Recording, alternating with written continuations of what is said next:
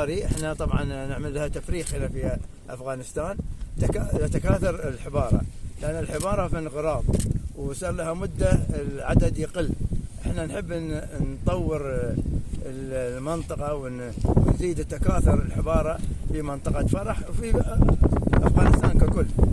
طبعا عندنا هنا في فرح عندنا محميه لتكاثر الحباره لتفريخها وزياده الانتاج، على اساس ان من هذه الانتاجنا نطلقه في الصحاري عشان يزيد اعداد الحباري في الصحاري. كمرغاني حيوانات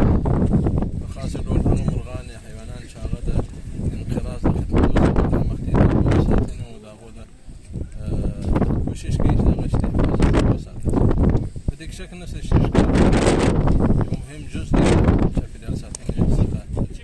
وشكار دا يوم شوق ديش بعضي خلق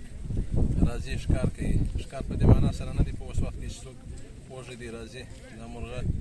شكار كي دي لبالش دي زان موت غسر برك دا يشوق دي راغلي دي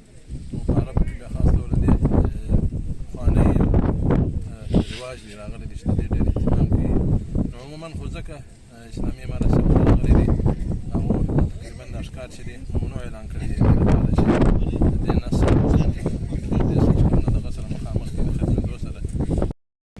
پژواک خبری اژانس د پیښو ریښتینې هنداره